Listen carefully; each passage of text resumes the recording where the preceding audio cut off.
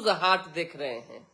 हमारे कार्यक्रम पेपर वाला में आप सभी का बहुत बहुत स्वागत है। तो आज की जो भी मुख्य खबरें हैं एक एक करके चर्चा कर लेते हैं। समझिए कि बांकीपुर उपचुनाव जो है भाजपा के लिए कितना अहम हो गया है। मतलब कि आन बान शान मान सम्मान इज्जत प्रतिष्ठा सब पे पड़ गया है। सीधा समझिए कि दिल पर ऐसा पड़ा है कि इस चुनाव को हर हाल में कैसे भी जीतना है, चाहे जैसे जीते, जैसे इन द सेंस कि अपनी पूरी ताकत शक्ति लगा देना है एक उपचुनाव के लिए। क्योंकि अहम इसलिए भी है, समझिएगा, एक तो राष्ट्रीय अध्यक्ष की सीट है और दूसरा कि मुख्यमंत्री सम्राट चौधरी के नेतृत्व में पहली बार कोई विधानसभा का चुनाव हो रहा है, उपचुनाव। ये भी एक बड़ा अहम है। लेकिन फाइट तो है। अब इस फाइट के बीच में क्या होना है और क्या नहीं होना है ये तो रिजल्ट वाले दिन मालूम पड़ जाएगा। कौन कौन लोग मैदान में कूदने जा रहे हैं, बीजेपी की तैयारी क्या है, ये समझ लीजिए। हमने हेडिंग में एक चीज दर्शाया है। हो सकता है कि आरजेडी के कुछ समर्थकों को तकलीफ पहुंचे, लगे कि भाई आरजेडी अभी सत्ता में है, माफी चाहेंगे विपक्ष में है, 25 सीट वाली पार्टी है और जन सुराज को जो है सेकेंड नंबर पे कर दिया गया है कि जन सुराज और पीके और भाजपा में टक्कर है। ये सच्चाई है कि रेखा गुप्ता की कोई, आप चले जाइए बांकीपुर में, चर्चा नहीं है और है भी तो उतना नहीं है जितना कि प्रशांत किशोर का। अब प्रशांत किशोर को लेकर लोग अगर एक्टिव हैं, वो बदलाव के मूड में है और उनकी चाहत है कि एक सीट से कुछ होने जाने को नहीं है, तो क्यों न एक अच्छे उम्मीदवार को, पढ़े लिखे उम्मीदवार को वोट किया जाए, आगे बढ़ाया जाए। Power star Pawan Singh MLC बन चुके हैं, भाजपा के अब नेता हो चुके हैं पूर्ण रूप से। वो भी बांकीपुर में प्रचार प्रसार करने के लिए आएंगे। मुख्यमंत्री सम्राट चौधरी तो होंगे ही, तमाम जो बिहार सरकार के मंत्री हैं उनकी मौजूदगी होगी। केंद्रीय 2-3 मंत्री जो हैं उनके भी आने की संभावना है और ये कहा जा रहा है कि कई बड़े केंद्रीय मंत्री भी इस उपचुनाव को जीतने के लिए प्रचार प्रसार में आएंगे।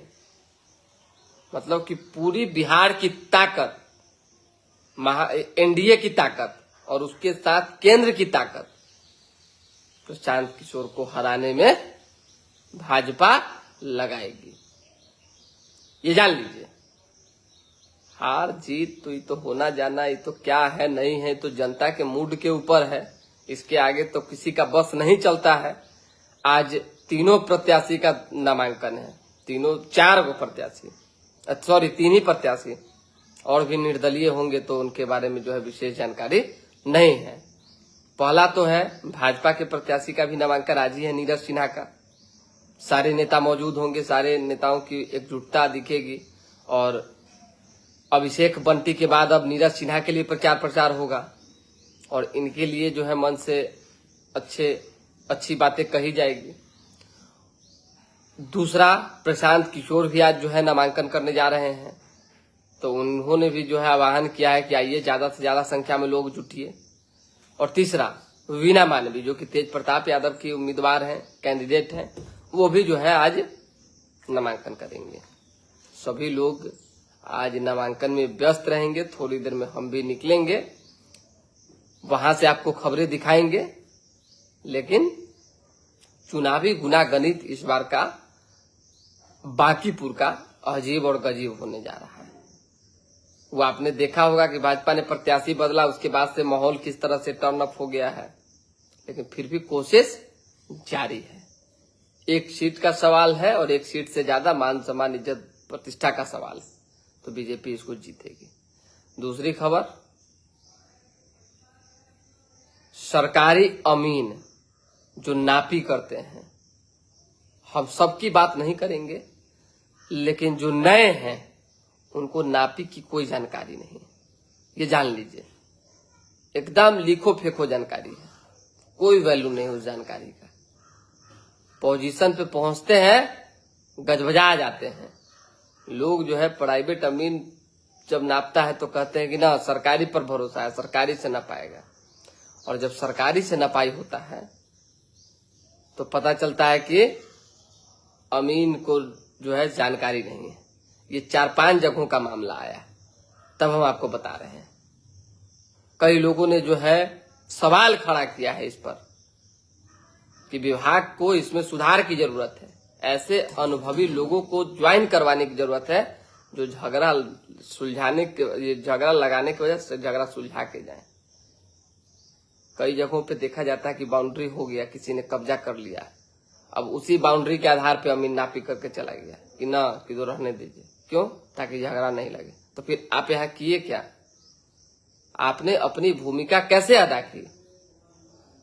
तो एक जिम्मेदार जो कर्मचारी होते हैं उनको थोड़ा सा जानकारी विभाग को देना चाहिए।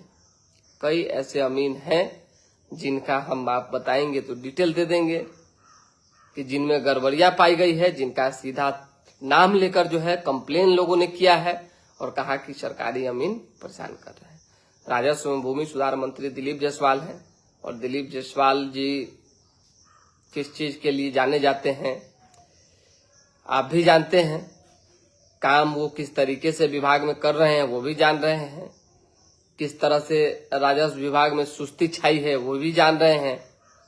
खैर, जब विजय सिन्हा थे तब का कार्यकाल और अब का कार्यकाल जमीन आसमान का अंतर हो गया। सब कुछ पहले ही जैसा मध्यम नॉर्मल हो गया।